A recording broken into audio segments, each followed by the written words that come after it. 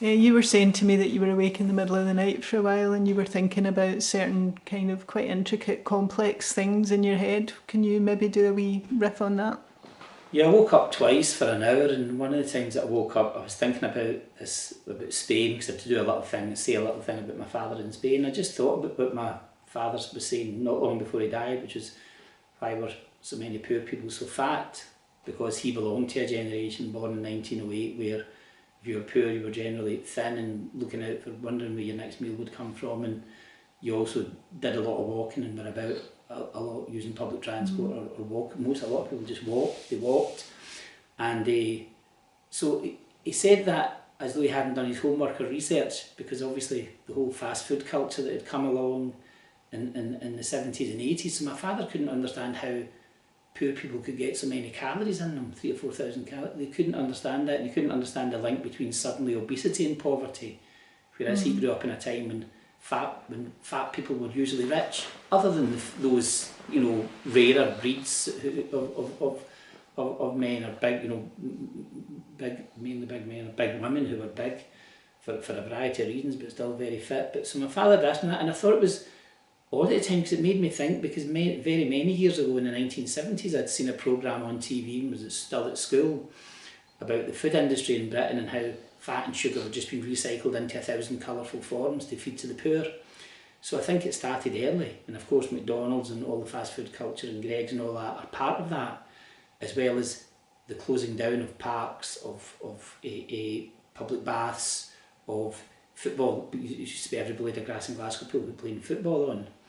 So I did think about that and how the food culture is a big part of it, food industry is a big part of it, and then of course there's a closure of factories and shipyards and places to steal and so on, closures of places of work where lots of people worked together and walked and so on, and a kind of uniformity of the working class that existed in the past, where every poor man had a suit in the pawn that he took out and put on. You look at pictures on the Lost Glasgow site and you see these kind of slim adults walking about in the 40s and 50s, slim for different reasons, vanity, poverty and so on, but also the clothes they wore kind of demanded a certain shape to them, unless you could go and get your fitted for your suit if you're a fat banker or something like that. So I just thought about that, and I was thinking about class and how in the past people wrote books on and talked about bourgeois individualism. The middle class were individuals, everybody else was just poor or a class, and that was how class politics was framed. But really what's happened is that idea of individualism has been denied and filtered down. That's what's trickled down, just the idea of not any of the money or anything. So I used to say years ago, before it was true, that plastic surgery would go from Harley Street and Hollywood to the High Street in Hollywood or whatever. And that's what's happened. It's like there's been a trickle down effect, so that the white teeth and the tan are things we associate now with the poorest of the poor. And you walk along, and where there was a lot of other kinds of shops now, there's tanning studios and nail bars and so on. So that kind of vanity of the poor, and it's a very superficial vanity because they paint themselves orange and dye their hair and bleach their teeth. It's not that the wealthy don't do those things, but they do them to a much higher degree of quality. Higher degree of quality, and they go to Bermuda. They don't go to the tanning salon. Yeah. They get proper hair, they get proper teeth. I mean, the stories that used to be in the tabloids about all the tooth disasters that the working class people were paying for and all that. Anyway, this all seems like blather, except I think individualism is now rampant. I mean, I think Thatcherite individualism has had the biggest impact on the working class poor. That's the home owning democracy that she talked about. And John Major saying there's no such thing as class. It's the end of the class society. And what's actually happened is the class society became more merciless. But I would relate it to things like clothing brands and individualisation. The media has been massively responsible for inculcating an ideology of individualism in the working class. So nobody wants to be talked about the working class. Working class is old hat, and they did it brilliantly. Private Eye did it with Dave Spark. The BBC did it with Citizen Smith. They all did it. They caricatured the working class, trade union activists and so on and so forth. They all get caricatured and stereotypes, and nobody wanted to be that. Everybody wants to be the individual. Americanisation, American culture has been hugely responsible, because the special relationship in the political sphere between the UK and the US actually had another dimension to it, which was cultural.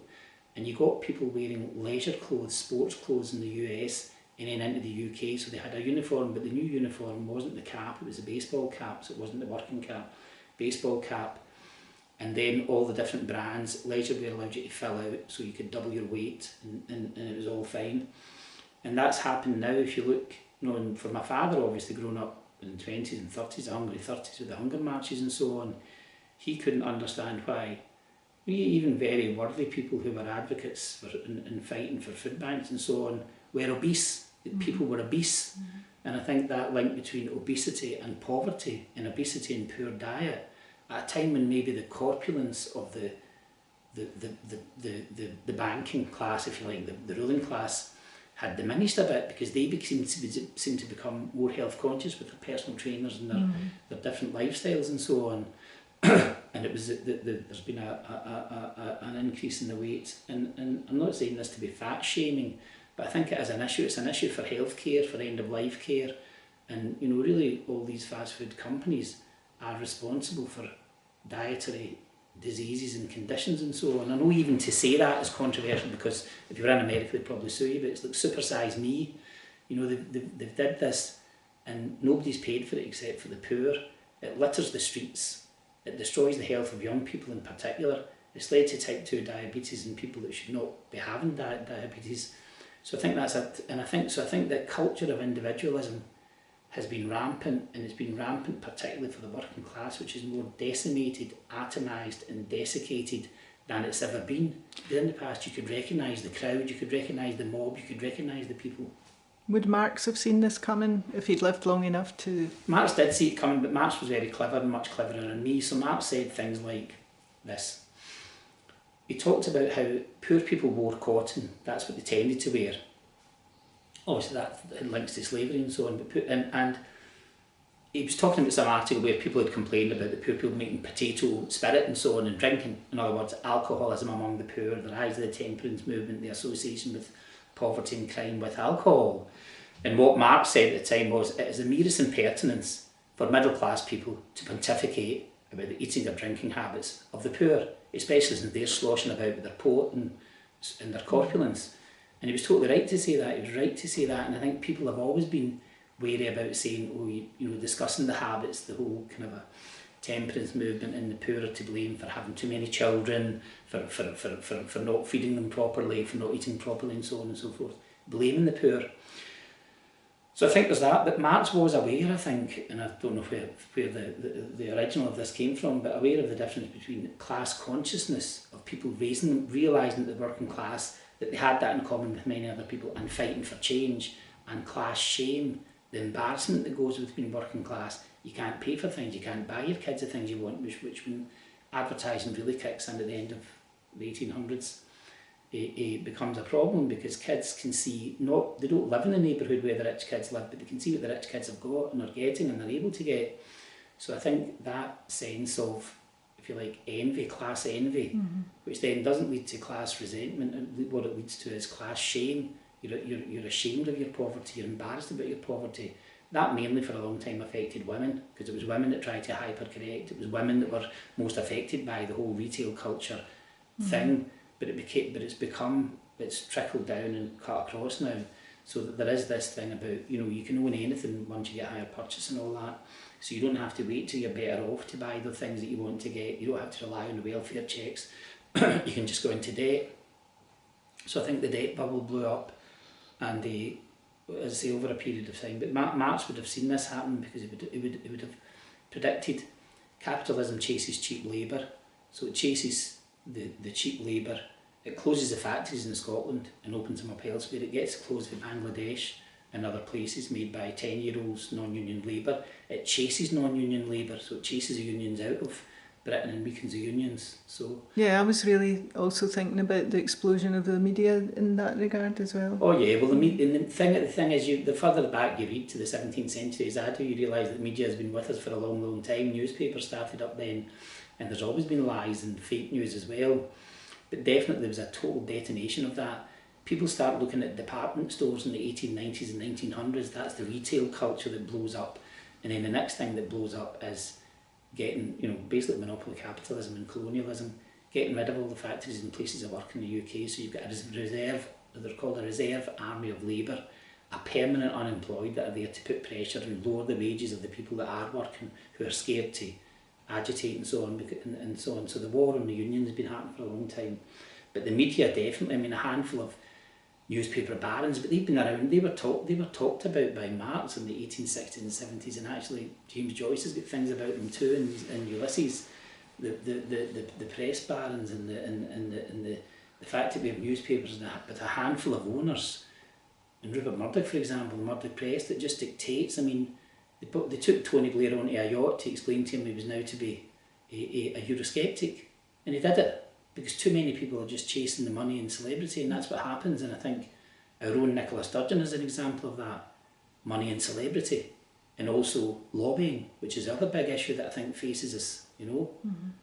I mean, as you know, I'm a supporter of women's rights and Palestinian rights, but those are the two things that are majorly under attack today. And I think the right have always been very clever. They know divide and rule. They've learned something remarkable. They've learned that the best censorship for the left is self-censorship. That's the best censorship. Get them to have double think themselves and to divide themselves and to censor themselves and curtail their speech.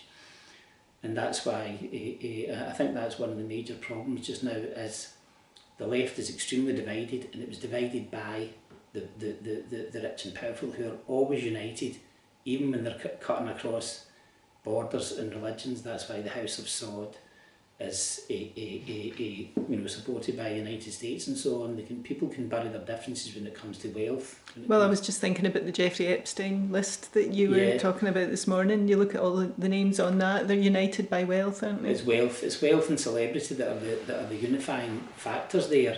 And I think, unfortunately, that's wealth and celebrity can't glue together the working class. So there's a lot of kind of a tuppence halfpenny looking down at tuppence, as we used to say in the past, and I think that's totally true. Even when they looked at Northern Ireland and looked at whatever economic advantages the Protestant community had over the Catholic, they were material advantages that they had in places of work, in terms of work and employment and so on.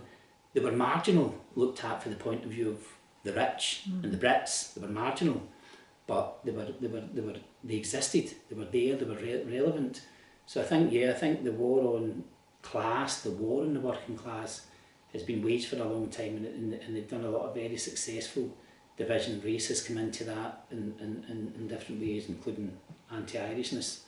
There's been a lot of those differences that have been exploited. But yeah, those were just some thoughts that were going through my head at 5 in the morning.